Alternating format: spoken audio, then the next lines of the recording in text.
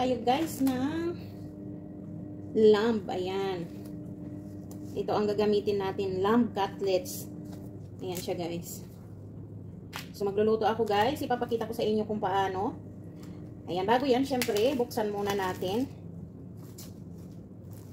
1 kilo bawat isang balot guys. So 2 kilo ito. Nag-iisipan ko kung ilan ba ang lulutuin ko. Sige, 2 kilo na lang. Iuubos ko ito guys. Lulutuin ko siya lahat.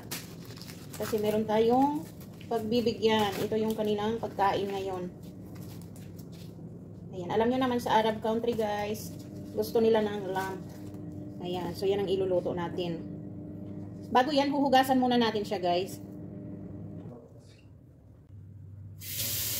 Ayan guys, nahugasan na natin ito. Ayan, nahugasan ko na siya. Ayan guys, super fresh na fresh talaga yung lamb cutlets niya. Oh. Kita nyo? Super fresh siya. Ayan. So, nahugasan na natin yan. Ilalagay na natin sa ating pressure cooker.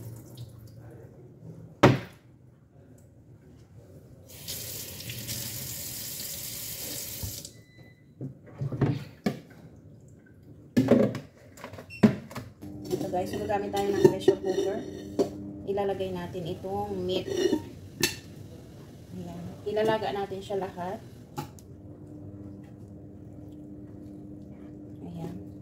Wala akong guys, stand. Kaya yung pressure cooker na lang ang i-adjust natin para makita nyo. Ayan. So ilagay natin yung 2 kilo na lamb cutlets guys. Ayan. Tapos maghihiwa tayo ng onion. Ayan. So nailagay na natin yan. Ilagay muna natin dito sa gilid. Ayan. So kailangan natin ng isang onion guys.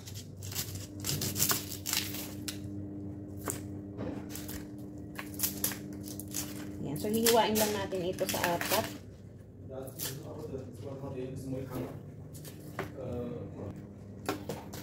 Ayan guys, hiwain lang natin siya ng ganito. Ayan. 4 na piraso. Tapos, syempre, ilalagay natin dito sa ating lamb cutlets. Ayan, maglalagay tayo ng bay leaf. Cinnamon wood. Ayan, ang laki ng aking cinnamon wood guys. Ayan, pasensya na kayo ha. May nakikisabay kasi sa aking pag-video. Ang ingay niya. Ayan, bawasan natin guys masyadong malaki. So, ito kailangan natin ng cinnamon wood. Ayan, gamit na gamit dito sa amin ang cinnamon wood. Ayan, syempre maglalagay tayo ng peppercorn, pamintang buo. Ayan. So, lalagyan natin siya guys. Siyempre, maglalagay din tayo ng rock salt. Ayan. Tapos, lalagyan na natin siya ng tubig. Ayan, nagpakulo ako ng tubig, guys. Yun ang idadagdag natin. So, ayan na siya, guys. Ganyan ang itsura niya. So, ilalagay natin yung ating pinakuluan na tubig. Ayan, para mas mabilis siyang kumulo. Tapos, takpan na natin. Ayan, syempre nakalagay siya sa presto. Ayan, pressure cooker pala guys. Presto kasi tawag namin yan dito. So, ayan, ipa-pressure cooker natin. Isa lang na natin guys. So, ayan guys, lutuin muna natin siya. Ayan guys, magpainit na tayo ng ating kawali. Ilagay natin yung olive oil. 1/3 cup yan guys. Ayan, mainit na siya. Ilagay natin yung bawang. Isang buong bawang ito guys. Ayan, hiwa-hiwain nyo na lang. I-chop nyo para lumiit.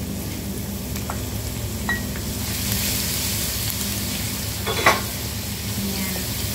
Igisa na natin guys kasi malambot na yung ating lamb cutlets na ilaga na natin.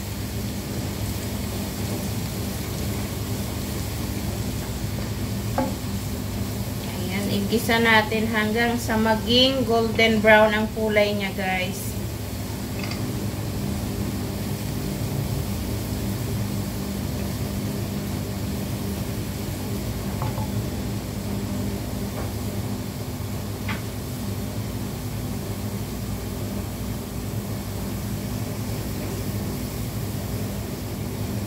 Ayan.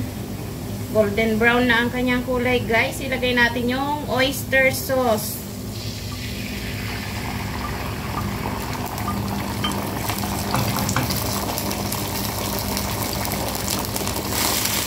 Ayan. 1/2 cup na oyster sauce, guys.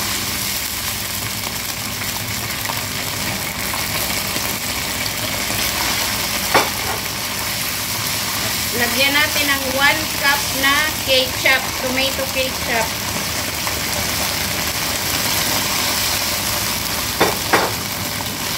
Ayan, tumatalsik siya, guys. Ingat kayo.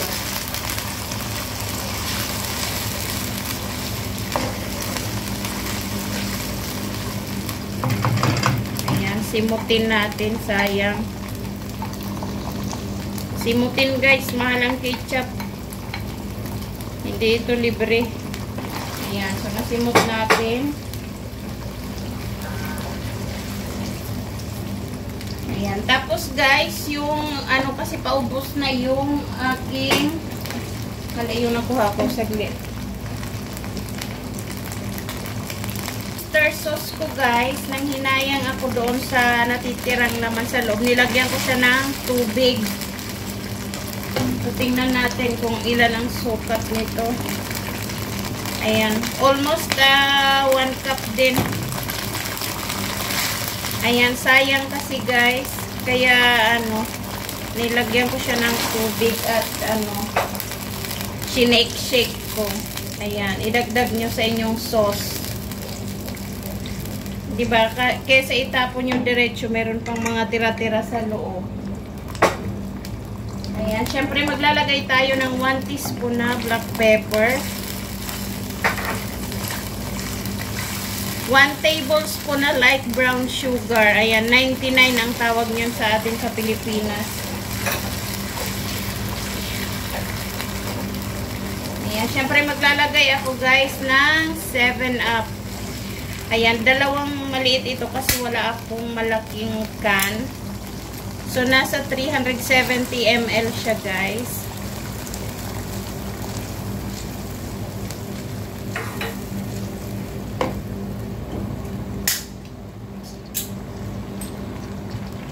Yan.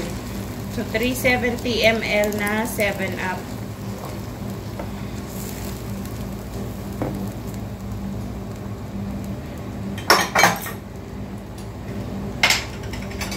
Siyempre, maglalagay tayo ng fish sauce, patis.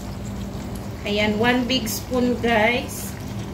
Huwag nyo naman punuin masyado, baka umalat.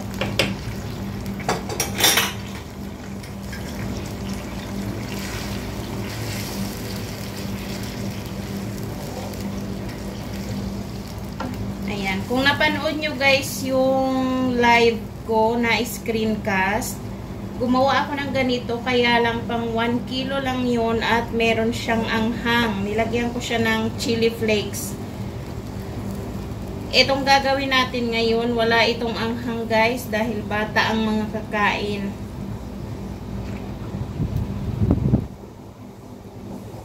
Ayan, so normal ito para ito sa mga taong hindi mahilig sa maanghang. At 2 kilo ang gagawin nating lamb cutlets, guys. Ito na siya. Ilagay na natin yung ating pinakuluan na lamb cutlets.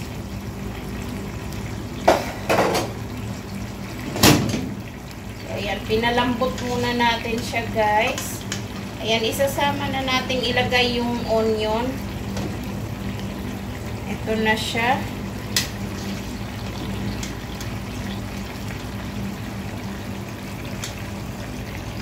Ayan na siya, guys. Ayan. Nilaga ko muna siya, guys, ng 1 hour para siguradong malambot. Kasi dito sa, guys, dito sa Lebanon, dito sa mga amo ko, ayaw nila nung pagkaluto na medyo matigas ba. Hindi kagaya sa atin sa Pilipinas, ayaw naman natin ng super lambot, diba? Dito gusto talaga nila malambot yung meat. Yung mabilis nilang makakain.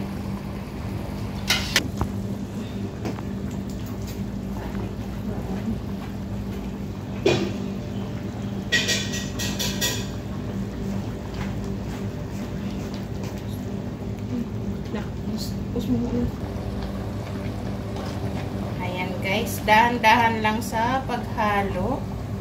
Ayan, para hindi naman siya madurog masyado. Ito na yung ginamit kong sandok kasi pag yung wood, baka madurog siya guys. Tingnan nyo. Kasi malambot na talaga siya. Kaya dapat templado na yung sauce pag nilagay nyo siya guys. Para ready na.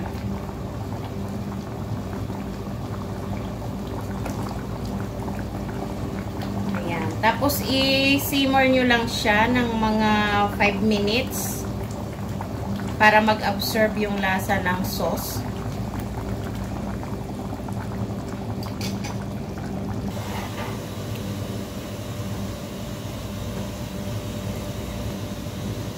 So, ayan guys. After 5 minutes, ayan, buksan na natin.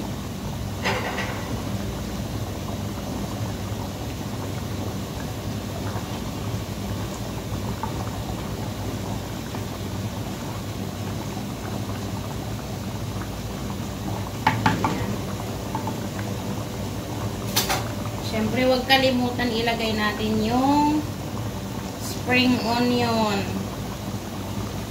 Ayan.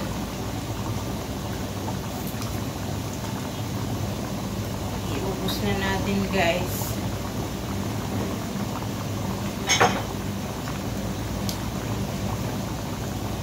Ayan. At siyempre, pwede na siyang i-serve, guys. Ayan, sana nagustuhan nyo itong aming niluto ngayon guys. Ayan, tag nyo kami kapag sinubukan nyo guys. Ayan, so ready to serve na.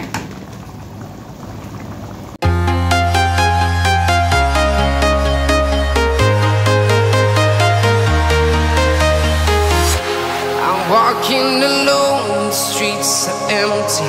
The only thing I can see is my own silhouette. I'm getting stronger, step by step. The clock is ticking, but there's no time for regrets. I've been flying from town to town, from London to Taiwan.